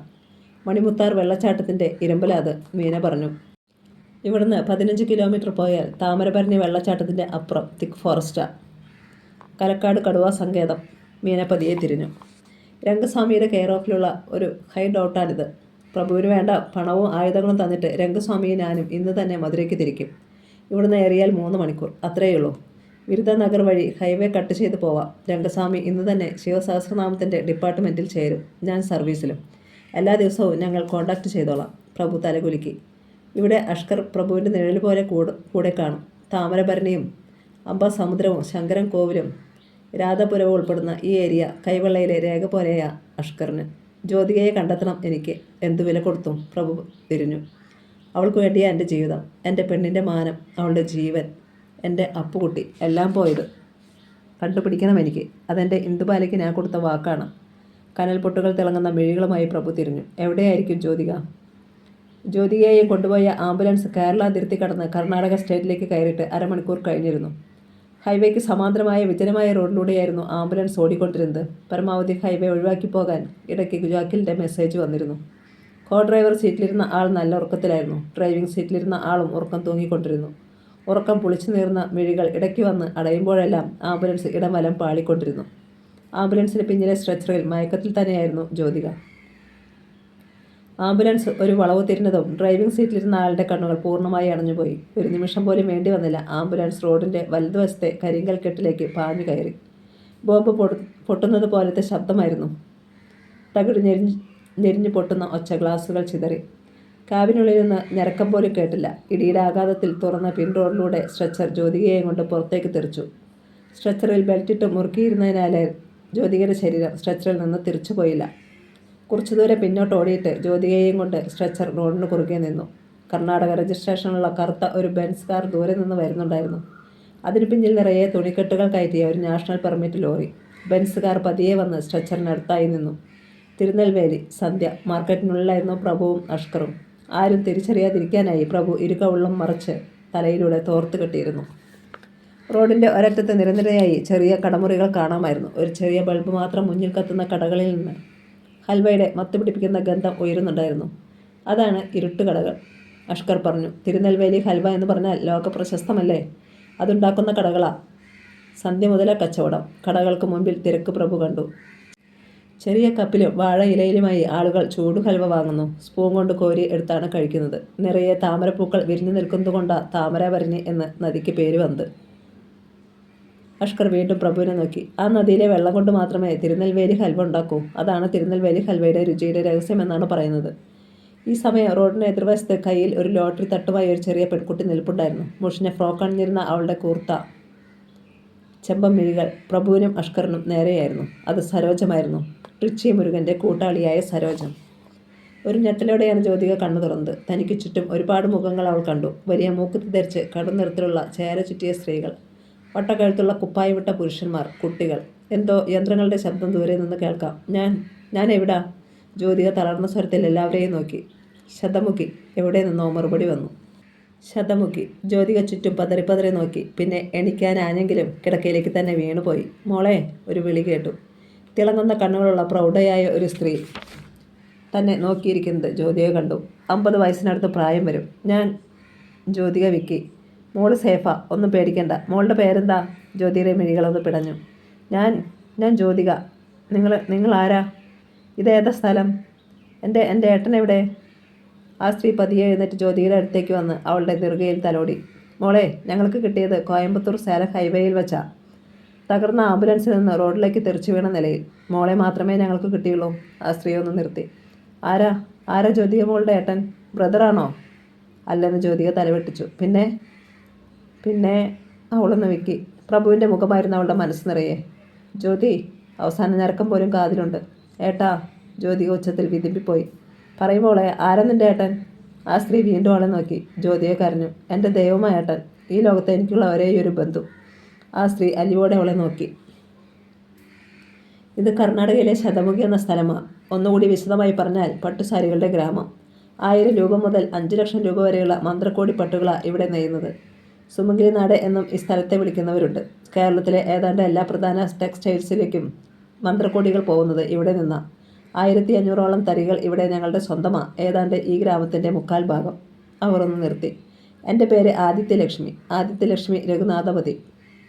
രഘുനാഥപതി എൻ്റെ ഭർത്താവാണ്. ഞങ്ങൾ രണ്ടുപേരും മലയാളികളാണെങ്കിലും ഏതാണ്ട് 45 കൊല്ലമായിട്ടാണ് ഇവിടെ. ഞാനും അണ്ണനും പിന്നെ ഞങ്ങളുടെ മകളും ആലിയ രഘുനാഥപതി, ഞങ്ങളുടെ മകൾ. അവസാന വാചകം പറഞ്ഞപ്പോൾ ആദിത്യലക്ഷ്മിയുടെ ശബ്ദം പതിഞ്ഞുപോയത് ജ്യോതിക അറിഞ്ഞു. ആഹാ, താൻ ഒറ്റ ശാസ്ത്രത്തിന് കഥയെല്ലാം പറഞ്ഞോ? പിന്നിൽ നിന്ന് മുഴക്കമുള്ള ഒരു സ്വരം കേട്ടു. ആദിത്യലക്ഷ്മി തിരിഞ്ഞു. ഒരൽപ്പം പാടുപെട്ട് ജ്യോതികയും തല തിരിച്ചു. വെളുത്ത പൈജാമയും കുർത്തയും ധരിച്ച ഒരാൾ നിൽക്കുന്നത് കണ്ടു. പഞ്ഞി പോലെ നരച്ച തലമുടി, താടി മീശ, സ്വർണ്ണ ഫെയിമുള്ള ചെറിയ വട്ടക്കണ്ണട. കുർത്തയ്ക്ക് മീതെ ആകാശ നീല നിറമുള്ള ജാക്കറ്റ് ധരിച്ചിട്ടുണ്ട്. ജ്യോതികയെ, ആദിത്യലക്ഷ്മി വിളിച്ചു. ഇതാ എൻ്റെ ഭർത്താവ് രഘുനാഥപതി. കൈലാസനാഥ രഘുനാഥപതി എന്ന മുഴുവൻ പേര്. കൈലാസ് വീവിംഗ് ഫാക്ടറി, അതാ കമ്പനിയുടെ പേര്. ആ അണ്ണാ. ആദിത്യലക്ഷ്മി ഭർത്താവിനെ നോക്കി. ഇത് ജ്യോതിക. എന്ത് അപകടം പറ്റിയതാണെന്ന് ജ്യോതിക പറഞ്ഞില്ല. ബട്ട് ആരോ അറ്റാക്ക് ചെയ്തതോ ആക്സിഡൻറ്റോ ആവാം. അത് ജ്യോതിക പറയും. പക്ഷേ പ്രധാന പ്രശ്നം മറ്റൊന്നാണ്. എന്താ?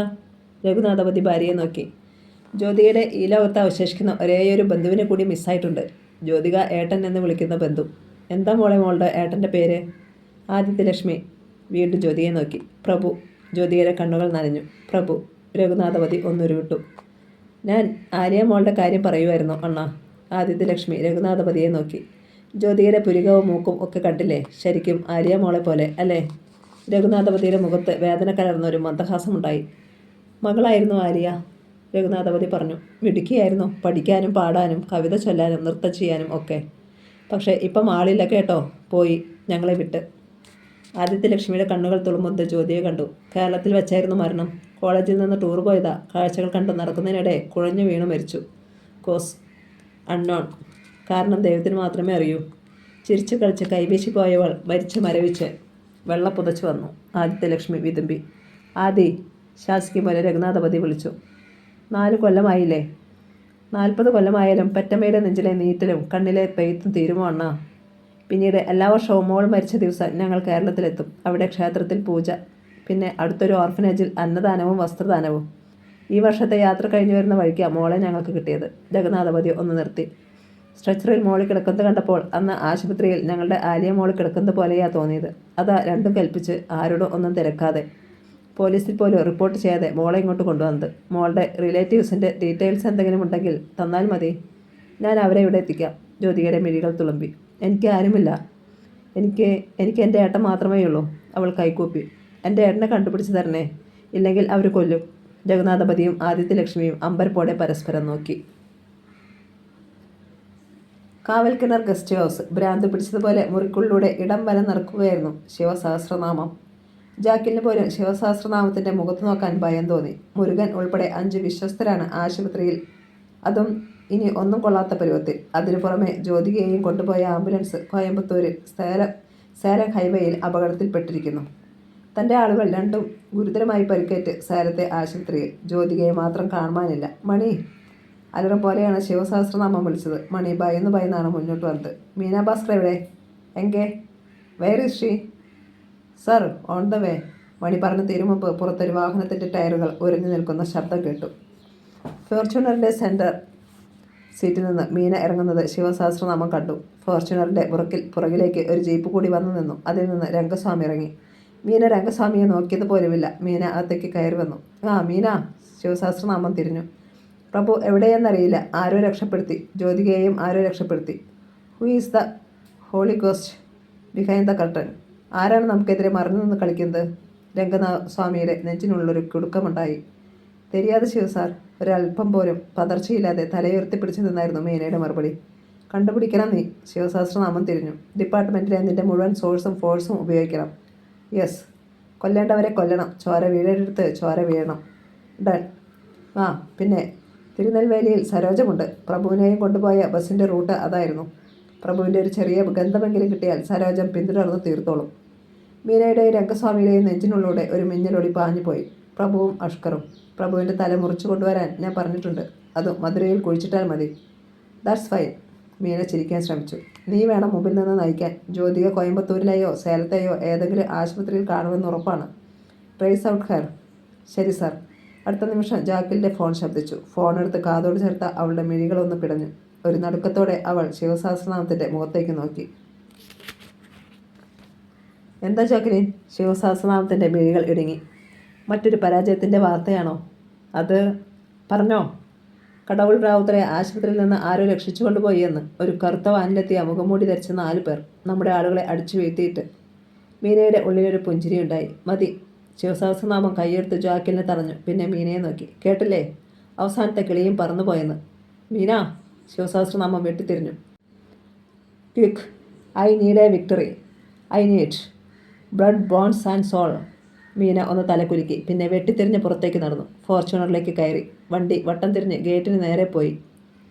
മീന പോക്കറ്റിൽ നിന്ന് ഫോണെടുത്തു. അഷ്കറിൻ്റെ നമ്പറാണ് ഡയൽ ചെയ്തത്. മറുവശത്ത് ഫോണെടുത്തു. അഷ്കർ. മീന പതിയെ വിളിച്ചു. ഒരപകടം നിങ്ങളുടെ തൊട്ടടുത്തുണ്ട്. ഡീറ്റെയിൽസ് ഞാൻ വാട്സാപ്പ് ചെയ്യാം. നെക്സ്റ്റ് സ്റ്റെപ്പ് എന്ത് വേണമെങ്കിലും മെസ്സേജ് ചെയ്യാം. കാൾ കട്ട് ചെയ്തിട്ട് മീന ഫോൺ സീറ്റിലേക്ക് ഇട്ടു. ഇടിമിന്നൽ പോലെ ഫോർച്യൂൺ പാഞ്ഞുപോയി. 7 മണി. Tirunelveli bus stand. ലോട്ടറി തട്ടവുമായി സരോജൻ ലോഡ്ജിലേക്കുള്ള വഴിയിലായിരുന്നു. അഴുക്കുവെള്ളം ഒഴുകുന്ന ഇടവഴിയിൽ നിന്ന് മെയിൻ റോഡിലേക്ക് കയറിയതും ഒരു കറുത്ത വാൻ പാഞ്ഞു വന്നു നിന്നു. അതിൽ നിന്ന് 4 പേർ ഇറങ്ങി. അവരുടെ മുഖം തൂവാല കൊണ്ട് മറച്ചു കെട്ടിയിരുന്നു. അക്കാ. തൂവാല മാറ്റിയിട്ട് ഒരാൾ ഈണത്തിൽ വിളിച്ചു. യാര് നീ? എന്നെ വേണം. സരോജത്തിൻ്റെ മിഴികൾ കൂർത്തു. ഒന്നും വേണ്ടായേ, ഒന്നും. പൊന്നു ദൈവമേ. അയാൾ കൈകൂപ്പി. അക്കാവുക്ക് ഒരു ബമ്പർ അടിച്ചിട്ടുണ്ട്, അത് തരാൻ വന്നതാ. പറഞ്ഞതും അയാൾ കൈവീശി സരോജത്തിൻ്റെ മുഖമടച്ച് ഒറ്റയടി കൊടുത്തു. പിന്നെ 3 വിരൽ കൂട്ടിപ്പിടിച്ച് ചെവിയുടെ പിന്നിൽ ഒരു കുത്തും. മിഴികൾ പിന്നോട്ട് മറിഞ്ഞ് സരോജം വീണുപോയി. വലിച്ചു കയറ്റ് കഴിവേറിയെ. വാനിൻ്റെ ഡ്രൈവിംഗ് സീറ്റിലേക്ക് ഇരുന്ന ആളും ഉരുണ്ടു. സരോജത്തെ എടുത്ത് വണ്ടിയിലിട്ടു. ഡോർ അടഞ്ഞു. വാൻ പതിയെ തിരിഞ്ഞ് റോഡിലേക്ക് കയറി. ഓഫീസിൽ നിന്ന് തൻ്റെ ഫ്ലാറ്റിലേക്കുള്ള യാത്രക്കിടയിലാണ് മീനയ്ക്ക് ശിവസഹസ്രനാമത്തിൻ്റെ അടിയന്തര സന്ദേശം വന്നത്. ഉടൻ തൻ്റെ മുമ്പിലെത്തുക. മീന ചെല്ലുമ്പോൾ ബംഗ്ലാവിൻ്റെ ഹാളിൽ എല്ലാവരുമുണ്ട്. ശിവസഹസ്രനാമം, ജാക്കിലിൻ, മണി, ഭൂമിനാഥൻ, പിന്നെ 10ഓളം വരുന്ന ഗുണ്ടകളും. ഗുണ്ടകളുടെ കൂട്ടത്തിൽ രംഗസ്വാമി ഇല്ല എന്നത് മീന ശ്രദ്ധിച്ചു. മീനയുടെ ഉള്ളിൽ ഒരു പിടച്ചിലുണ്ടായി. മീന, വളരെ ഇമ്പോർട്ടൻ്റായ ഒരു വിവരം പറയാനാണ് വിളിച്ചത്. സാർ പറയൂ. സരോജത്തയ്യ തിരുനെൽവേലിയിൽ നിന്ന് കാണാതായി. ശത്രു നമ്മളെ ഭയന്നു പലായനം ചെയ്യുകയല്ല, മറിച്ച് നമ്മളെ പിന്തുടരുകയാണ്. ദാറ്റ് മീൻസ് നമ്മുടെ കൂടെ നിന്ന് ആരോ കൃത്യമായി ശത്രുവിന് വിവരങ്ങൾ ചോർത്തി കൊടുക്കുന്നു. മീനയുടെ മിഴികളൊന്ന് പിടഞ്ഞു. You mean double agent? Yes. Shivasahasranamam തിരിഞ്ഞു. പ്രഭുവിനെയല്ല മീന നീ ആദ്യം കണ്ടെത്തേണ്ടത്, ആ ആളിനെയാ. അവനെ കണ്ടെത്തി തീർത്തിട്ട് മതി നെക്സ്റ്റ് മൂവ്. അല്ലെങ്കിൽ നമ്മളറിയാതെ നമ്മുടെ തല പോവും. മീനയ്ക്ക് ആശ്വാസമായി. രംഗസ്വാമി കുടുങ്ങിയിട്ടില്ല. ശരി സാർ, എങ്കിൽ മീന പോയിക്കോളൂ. ശിവസഹസ്രനാമം തല ചലിപ്പിച്ചു. മീന ആശ്വാസത്തോടെ തിരിഞ്ഞതും ശിവസഹസ്രനാമം പിന്നിൽ നിന്ന് വിളിച്ചു. മീന, ഒരു നിമിഷം. മീന തിരിഞ്ഞു. ശിവസഹസ്രനാമം പതിയെ മീനയുടെ അടുത്തേക്ക് ചെന്നു. പിന്നെ മീനയുടെ ബെൽറ്റിൽ ഘടിപ്പിച്ചിരുന്ന തുകൽ ഉറയിൽ നിന്ന് തോക്കെടുത്തു. ഇത് ഫുൾ ലോഡാ മീന? യെസ്. മീനയ്ക്ക് അല്പം പതർച്ചയുണ്ടായി. ആ മീന. തോക്ക് തിരിച്ചും മറിച്ചു നോക്കിക്കൊണ്ട് ശിവസഹസ്രനാമം മീനയെ നോക്കി. ഒരു പ്രധാന കാര്യം പറയാൻ ഞാൻ വിട്ടുപോയി. നമ്മുടെ കൂടെ നിന്ന് നമ്മളെ ഒറ്റുന്ന ആളെ ഞാൻ കൃത്യമായി കണ്ടുപിടിച്ചു. എല്ലാവരും അമ്പരുന്നു. ആ ആരാ? മീന പതറിയാണ് ശിവസഹസ്രനാമത്തെ നോക്കിയത്. പറയാം. ശിവസഹസ്രനാമം ചിരിച്ചു. മീന യൂണിഫോം അയൺ ചെയ്യാൻ കൊടുത്തത് കോവിൽ സ്ട്രീറ്റിലെ സെന്തിലിൻ്റെ കടയിലായിരുന്നില്ലേ? അതെ. ഫൈൻ. ശിവസഹസ്രനാമം കൈനീട്ടി മീനയുടെ ഷർട്ടിൻ്റെ കോളറിൽ പിടിച്ചു. പിന്നെ കോളറിനടിയിൽ നിന്ന് ചെറിയ പ്രസ് ബട്ടണിലുണ്ട് വലിപ്പത്തിലുള്ള ഒരു വസ്തു എടുത്തു. മീന നടുങ്ങി വിറച്ചു പോയി. മൈക്രോ ട്രാൻസിസ്റ്ററാ. High power, high reach. ഇതിൻ്റെ ഒരു ഐഡൻറ്റിക്കൽ ടിൻ നമ്മുടെ കയ്യിലുമുണ്ട്. മീന എന്ത് പറഞ്ഞാലും ഇവിടെ ഇരുന്ന് ഞങ്ങൾക്കത് കേൾക്കാമെന്ന്. ജാക്കിയുടെ ബുദ്ധിയാ. ശിവസഹസ്രനാമം ചിരിച്ചു. സരോജത്തെ പൂട്ടാൻ മീന ആർക്കോ കമാൻഡ് നൽകുന്നത് ഞാൻ കേട്ടിരുന്നു. റാവുത്തൻ്റെ ക്ഷേമം തിരക്കുന്നതും കേട്ടു. പ്രഭു തിരുനെൽവേലിയിൽ എവിടെയോ ഉണ്ടെന്നും എനിക്ക് മനസ്സിലായി. Am I correct? ശിവസഹസ്രനാമം വീണ്ടും ചിരിച്ചു. പിന്നെ മീനയുടെ നെറ്റിക്ക് നേരെ തോക്ക് ചൂണ്ടി. പോയിന്റ് ബ്ലാങ്കിലാണ് താനെന്ന് മീന നടുക്കത്തോടെ അറിഞ്ഞു. You are the double agent. ശിവസഹസ്രനാമത്തിൻ്റെ പല്ലുകൾ ഞെരിഞ്ഞു. Double agent is a criminal. Criminal deserves capital punishment. Meena എന്തോ പറയാൻ വായി തുറന്നപ്പോഴേക്കും വെടിപൊട്ടി. എല്ലാവരും കിടുങ്ങിപ്പോയി. മീനയുടെ തിരുനെറ്റിയിൽ ഒരു ചോരക്കുഴിയുണ്ടായി. നിന്ന നിൽപ്പിൽ മീന പിന്നിലേക്ക് മറിഞ്ഞു വീണു. തലയുടെ പിന്നിൽ നിന്ന് സ്പ്രേ ചെയ്തതുപോലെ ചിതറിയ ചോരയും കത്തിക്കരിഞ്ഞു പോയ മുടിയിഴകളും പിന്നിലെ ഭിത്തിയിൽ പറ്റിപ്പിടിച്ചിരുന്നു. അയ്യാ! മണി വെപ്രാളത്തോടെ ഓടി വന്നു. ഇത് വന്നൊരു IPS ഓഫീസർ. അതുക്കെന്നെ. ശിവസഹസ്രനാമം ഒന്നും സംഭവിക്കാത്തതുപോലെ തിരിഞ്ഞു. പിന്നെ തോക്ക് തൂവാല കൊണ്ട് തുടച്ചിട്ട് മീനയുടെ അരികിലേക്കിട്ടു. ജാക്കി! ശിവസഹസ്രനാമം വിളിച്ചു. മീനയുടെ ബോഡി അവളുടെ ഫ്ലാറ്റിലെത്തിക്കണം. സൂയിസൈഡ്. അങ്ങനെയേ റിപ്പോർട്ട് വരാവൂ. യൂണിഫോമിനോട് നീതി പുലർത്താൻ കഴിയാത്തതിനാൽ ജീവൻ ഒടുക്കുന്നു. ജോക്കിലിൻ തലകുലുക്കി. ശിവസഹസ്രനാമം മുന്നോട്ട് വന്നു. പിന്നെ ഷൂ കൊണ്ട് മീനയുടെ താടിയിലൊന്ന് തട്ടി. Bloody bitch. ശിവസഹസ്രനാമത്തിൻ്റെ പല്ലുകൾ ഞെരിഞ്ഞു. കുറുക്കനെ കൗശലം പഠിപ്പിക്കാനും ചെന്നായിയെ ചതി പഠിപ്പിക്കാനും സിംഹത്തെ വേട്ടയാടാൻ പഠിപ്പിക്കാനും ശ്രമിക്കരുത്. പുറത്തൊരു വണ്ടി വന്നു നിൽക്കുന്ന ശബ്ദം കേട്ടു. ഗുണ്ടകളിൽ ഒരാൾ ധൃതിയിൽ അകത്തേക്ക് വന്നു. സാർ, രംഗസ്വാമി വന്നിട്ടുണ്ട്. ശിവസഹസ്രനാമത്തിൻ്റെ മിഴികളൊന്ന് പിടച്ചു. വരാൻ പറയും. എല്ലാ കണ്ണുകളും വാതിലിന് നേരെയായിരുന്നു. രംഗസ്വാമി പതിയെ അകത്തേക്ക് വന്നു. തറയിലൂടെ നാവ് നീട്ടി വരുന്ന ചോരയുടെ ചാലാണ് രംഗസ്വാമിയുടെ കണ്ണിൽ ആദ്യം പെട്ടത്. അതിനപ്പുറം ഹൃദയം നടുവേ ചീന്തിപ്പോയതുപോലെ ഒരു പിടച്ചിൽ രംഗസ്വാമിയുടെ ഉള്ളിലുണ്ടായി. ജീവനട്ട് കിടക്കുന്ന മീന ഭാസ്കർ. തിരുനെറ്റിയിലെ ചോരക്കുഴിയിൽ നിന്ന് ഒഴുകിയിറങ്ങിയ ചോര ഇരുക്കൺ തടങ്ങളിലൂടെ ചെവി ഇറമ്പിലൂടെ കഴുത്തിനു പിന്നിലേക്ക് പടരുന്നു. രംഗസ്വാമിയുടെ കണ്ണുകളിലേക്ക് നോക്കി നിൽക്കുകയായിരുന്നു ശിവസഹസ്രനാമം. എന്നെ രംഗസ്വാമി, ഷോക്കടിച്ചാച്ചാ? ശിവസഹസ്രനാമം നേരത്തൊരു ചിരിയോടെ രംഗസ്വാമിയെ നോക്കി. സാർ, ഇത് രംഗസ്വാമി വിക്കി. മീന ഭാസ്കർ ഇരുണ്ടുപോയച്ച്. ശിവസഹസ്രനാമം വീണ്ടും ചിരിച്ചു. രംഗസ്വാമി സാർ. രംഗസ്വാമിയുടെ നെഞ്ചിരിപ്പിൻ്റെ വേഗം ഇരട്ടിയായി. മറ്റ് ഏത് ലോകത്തെക്കാളും സത്യസന്ധമാണ് രംഗസ്വാമി അധോലോകം. വെടിയുണ്ട സംസാരിക്കുന്ന കറുത്ത ലോകം. ഇവിടെ ചിന്തകളും വാക്കും പ്രവൃത്തിയും എല്ലാം വെടിയുണ്ടകൾ പോലെ സ്ട്രെയിറ്റ് ഫോർവേഡ് ആയിരിക്കണം. ഇല്ലെങ്കിൽ പിന്നെ ഹായ് പറയുന്നത് ബുള്ളറ്റുകളായിരിക്കും. ശിവസഹസ്രനാമം ഒന്ന് നിർത്തി. അധോലോകത്ത് കോടതികളില്ല, വിചാരണ കൂടുകളുമില്ല. വാദിക്കാൻ വക്കീലമാരോ ന്യായങ്ങൾ നോക്കി വിധി പറയാൻ ജഡ്ജിമാരോ ഇല്ല. ശിക്ഷ വിധിക്കാൻ ആയുധങ്ങൾ മാത്രം. ശിവസഹസ്രനാമം പതിയെ തിരിഞ്ഞ് രംഗസ്വാമിയുടെ കണ്ണുകളിലേക്ക് നോക്കി. ഇന്നലെ വരെ എൻ്റെ അപ്പാവിടെ കാശ് വാങ്ങി ജീവിച്ചവൾക്ക് ഇന്ന് പുതിയ മുഖം, പുതിയ മാറ്റം. കാക്കിയെ വ്യഭിചരിച്ചും തോളിലെ നക്ഷത്രങ്ങൾ പണയം വെച്ചും സുഖിച്ചവൾക്ക് പെട്ടെന്നൊരു ധാർമ്മിക ബോധം, ധാർമ്മിക രോഷം. ഒടുവിൽ സർക്കാർ ചെലവിൽ സർക്കാർ തോക്കിലെ ഒരു സിംഗിൾ ബുള്ളറ്റ് കൊണ്ട് ചെല്ലം തൂങ്ങിയച്ച രംഗസ്വാമി. ശിവസഹസ്രനാമ ഉച്ചത്തിൽ ചിരിച്ചു. ഇവളുടെ വില്ല ഉനക്ക് തെരിയുമാ? തെരിയും സാർ. രംഗസ്വാമി തലകുലുക്കി. ശരി, இந்த ബോഡിയുമായി നീ അവിടേക്ക് പോകണം. മീനയുടെ ഫോണിൽ നിന്ന് DGP, home minister, home secretary, മീനയുടെ സിസ്റ്റർ എല്ലാവർക്കുമായി ഒരു സൂയിസൈഡ് നോട്ട് ഇപ്പോൾ തന്നെ മെസ്സേജായി പോവും. സാർ. മീനയുടെ ബെഡ്റൂമിൽ കൊണ്ടുപോയി കിടത്തണം ബോഡി. സാർ. പിന്നിലെ ഭിത്തിയിലും തറയിലും കുറച്ച് ചോര സ്പ്രെഡ് ചെയ്തിട്ടേക്കണം. സൂയിസൈഡാണെന്ന് തോന്നിപ്പിക്കാനാണ്. സാർ. വീട്ടിലെയും ബെഡ്റൂമിലെയും എല്ലാ വാതിലുകളും അകത്തുനിന്ന് പൂട്ടിയ നിലയിലായിരിക്കണം. അപ്പോൾ അപ്പോൾ ഞാനെങ്ങനെ പുറത്തു കിടക്കും സാർ? അതിനുള്ള വഴി നീ കണ്ടെത്തണം. ഐ തിങ്ക് ബാൽക്കണി വഴി പുറത്തു ചാടാം. എന്നാ സാർ? മീനയുടെ ബോഡി എത്തിച്ചതിന് ശേഷം നീ നേരെ മധുരഗിരി പാലത്തിലെത്തുക. അവിടെ TN 5946 എന്ന നമ്പറിൽ ഒരു അംബാസഡർ കാർ കിടപ്പുണ്ടായിരിക്കും. നീ അതിൽ കയറി ഇരിക്കുക. ബാക്കി എന്ത് വേണമെന്ന് ഞാൻ വിളിച്ചു പറയാം. സാർ. രംഗസ്വാമിക്ക് സമാധാനമായി. തന്നെ ശിവസഹസ്രനാമത്തിന് സംശയമില്ല. മീനയുടെ മരണത്തിലൂടെ ശിവസഹസ്രനാമത്തിന് തന്നിലേക്കുള്ള വഴിയും അടഞ്ഞിരിക്കുന്നു. നീ എന്താ രംഗസ്വാമി ആലോചിക്കുന്നത്? ശിവസഹസ്രനാമ അയാളെ നോക്കി. ഒന്നുമില്ല സാർ. രംഗസ്വാമിയുടെ കണ്ണുകളിലൊരു ഞെട്ടലുണ്ടായി. ശരി, മീനയുമായി പോ. അതുക്കപ്പുറം മരുതഗിരി പാലം. Okay sir. അയാൾ തലയാട്ടി. 2 ഗുണ്ടകൾ ചേർന്ന് മീനയുടെ ശവശരീരം വലിച്ചുകൊണ്ടുപോയി ഫോർച്യൂണർ വാനിന് പിന്നിൽ കിടന്നിരുന്ന ഒരു ക്വാൾസിയിലേക്ക് കയറ്റി. രംഗസ്വാമി ഫോർച്യൂണറിലേക്ക് കയറി. യെസ് സെന്തിൽ. ശിവസഹസ്രനാമം ക്വാൾസിലേക്ക് കയറിയ ഗുണ്ടകളിൽ ഒരാളെ വിളിച്ചു. മീനയുടെ ശരീരം വീട്ടിൽ കിടത്താൻ രംഗസ്വാമിയെ ഹെൽപ്പ് ചെയ്യുക. പിന്നീട് രംഗസ്വാമിയെ മധുരഗിരി പാലത്തിൽ വിട്ടിട്ട് നിങ്ങളിങ്ങ് പോരെ. ഫോർച്യൂണർ സ്റ്റാർട്ടായി മുന്നോട്ട് നീങ്ങി. അതിന് പിന്നാലെ മീനയുടെ മൃതശരീരം കയറ്റിയ ക്വാളിസും. രാത്രി, മഴ, വനത്തിനുള്ളിൽ നിന്ന് വെള്ളച്ചാട്ടത്തിൻ്റെ മുഴക്കം. പ്രഭുവും അഷ്കറും ആശാനും ഒളിത്താവളത്തിലായിരുന്നു. മഴയിലൂടെ ഒരു വാൻ വന്നു നിന്നു. ഒരു കുട മഴയിലേക്ക് നിവർന്നു. വാനിൽ നിന്ന് ഒരാളെ 2 പേർ ചേർന്ന് പുറത്തേക്കിറക്കി. റാവുത്തറായിരുന്നു അത്. സാറേ. പ്രഭു റാവുത്തറിൻ്റെ നേരെ ഓടിച്ചെന്നു. ചത്തില്ലടാ. റാവുത്തർ ചിരിച്ചു. പിന്നെ പ്രഭുവിനെ കെട്ടിപ്പിടിച്ചു. 2 പേരുടെയും കണ്ണുകളിൽ ഒരു നനവുണ്ടായി. സാറേ, ജ്യോതിക തിരിച്ചു കിട്ടുമെടാ. റാവുത്തർ ചിരിച്ചു. മീനയ്ക്ക് ഇത്തരമൊരു മാറ്റം നമ്മൾ പ്രതീക്ഷിച്ചതാണോ? മരണത്തിൻ്റെ വായിൽ നിന്ന് മീന നമ്മളെ രക്ഷിക്കുമെന്ന് വിദൂര സ്വപ്നങ്ങളിൽ പോലും നമ്മൾ ചിന്തിച്ചിട്ടുണ്ടോ? റാവുത്തർ ഒന്ന് നിർത്തി. പിന്നെ നിനക്ക് സന്തോഷിക്കാൻ ഒരു വാർത്തയും കൊണ്ടാണ് ഞാൻ വന്നിരിക്കുന്നത്. എന്താ സാറേ? എന്നെ രക്ഷിച്ച് ഇവർക്കൊപ്പം ഇവിടേക്ക് വിടുന്നതിനിടെ മീന ഒരു കാര്യം പറഞ്ഞിരുന്നു. തമിഴ്നാട് കർണാടക റൂട്ടിൽ എവിടെ വെച്ചോ ജ്യോതികയെ ശിവസഹസ്രനാമത്തിൻ്റെ ആളുകൾക്ക് നഷ്ടപ്പെട്ടു. നേരോ? തൻ്റെ ഞരമ്പുകളൊന്ന് ത്രസിച്ചുയരുന്ന പ്രഭു പറഞ്ഞു. നേര്. ജ്യോതികയെയും കൊണ്ടുപോയ ആംബുലൻസ് ഹൈവേയിൽ അപകടത്തിൽപ്പെടുകയായിരുന്നു. ജ്യോതികയെ അവിടെ നിന്ന് കാണാതായി. പ്രഭുവേ. ആശ മുമ്പോട്ട് വന്നു. ഞാൻ പറഞ്ഞില്ലേടാ, ഒടേ തമ്പുരാൻ എന്നതാ നിശ്ചയിച്ചിരിക്കുന്നതെന്ന് ആർക്കും മനസ്സിൽ കാണാൻ പറ്റത്തില്ല. പുള്ളി ആരാ പുള്ളി? ജ്യോതികയെ തമ്പുരാൻ നിൻ്റെ മുന്നിൽ കൊണ്ടുവന്ന് നിർത്തണം. പക്ഷേ ശിവസഹസ്രനാമം തീരണം. റാവുത്തറിൻ്റെ കണ്ണുകളിലൊരു തീപ്പൊട്ട് മിന്നി. ആകാശത്തോളം ഉയരത്തിൽ കസേരയിട്ടിരുന്ന് വിധിക്കുക കഴിവരുടെ മോൻ. വിധി. പ്രഭു ഒന്ന് ചിരിച്ചു. ഇന്ന് സ്വർണ്ണ കസേരകളിലിരുന്ന് വിധിക്കുന്നവർ നാളെ അവരുടെ കുപ്പായം തുന്നിയവരാൽ ചോദ്യം ചെയ്യപ്പെടുമെന്ന. ഇനി യുദ്ധത്തിൻ്റെ അവസാന ദിവസങ്ങളാണ്. ഏറിയാൽ ഒരാഴ്ച. അതിനുള്ളിലെല്ലാം ശരിയാവുമെന്നാണ് മീന പറഞ്ഞത്. ശിവസഹസ്രനാമത്തെ തകർത്ത് തരിപ്പണമാക്കാൻ ചില മാസ്റ്റർ പ്ലാനുകൾ മീന തയ്യാറാക്കുന്നുണ്ട്. റാവുത്തറിൻ്റെ മുഖത്ത് നിറഞ്ഞ ആത്മവിശ്വാസമായിരുന്നു. എന്തെങ്കിലും പ്രശ്നം വന്നാൽ പെട്ടെന്ന് മാറാനായി ചില ഷോർട്ട്സുകളും സബ്വേകളും സബ് ഹൈഡ് ഔട്ടുകളും ഒരുക്കിയിട്ടുണ്ടെന്ന് രംഗസ്വാമി പറഞ്ഞിട്ടുണ്ട്. വിവരങ്ങൾ വിശദമായി ഈ അഷ്കറിനോട് പറഞ്ഞിട്ടുണ്ട്. ഇതാണ് അഷ്കർ. പ്രഭു അഷ്കറിനെ മുമ്പോട്ട് നീക്കി നിർത്തി. എനിക്കറിയാം അഷ്കറിനെ. റാവുത്തർ പറഞ്ഞു. സെക്കൻഡ് ഷോ മർഡർ കേസിൻ്റെ ഇര പ്രഭു. റാവുത്തർ തിരിഞ്ഞു. സമയമില്ല നമുക്ക്. ആരുടെയും വലിപ്പം കണ്ട് ഭയന്നു നിൽക്കുകയും വേണ്ട. അടിക്ക് തിരിച്ചടി. തകരാത്ത കൊട്ടാരങ്ങളും ഇളകാത്ത സിംഹാസനങ്ങളുമില്ല. പ്രഭുവിൻ്റെ കണ്ണുകളിലൊരു മിന്നൽ പിണറുണ്ടായി. പുറത്തു മഴ തകർത്തടിച്ച് പെയ്തുകൊണ്ടിരുന്നു. മരുതഗിരി ബ്രിഡ്ജ്.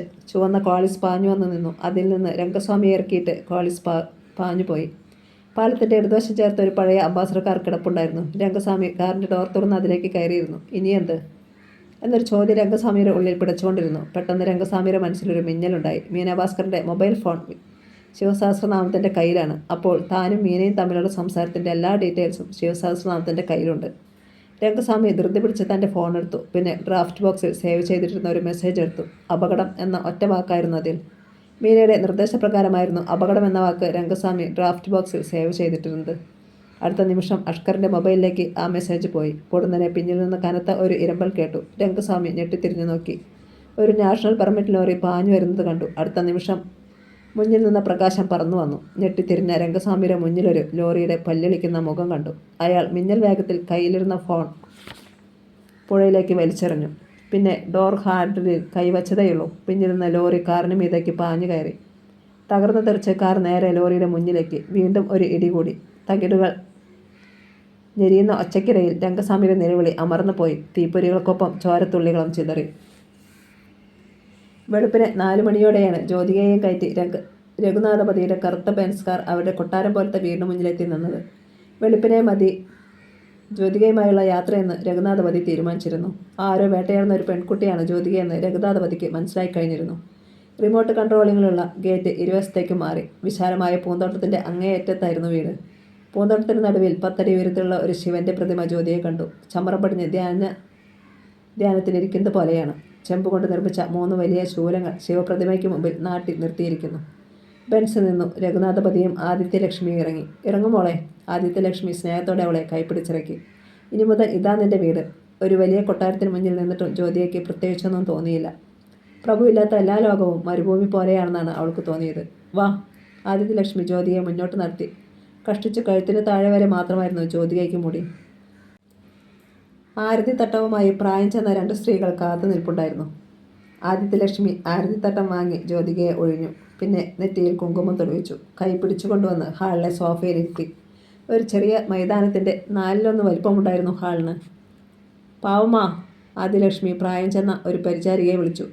ഇത് ഞങ്ങളുടെ മകളാ. അവൾക്ക് കുടിക്കാൻ ജ്യൂസ് വേണം പെട്ടെന്ന്. ആ സ്ത്രീ തലയാട്ടി. പിന്നെ ജ്യോതികയെ നോക്കി ഒന്ന് പുഞ്ചിരിച്ചിട്ട് അകത്തേക്ക് പോയി.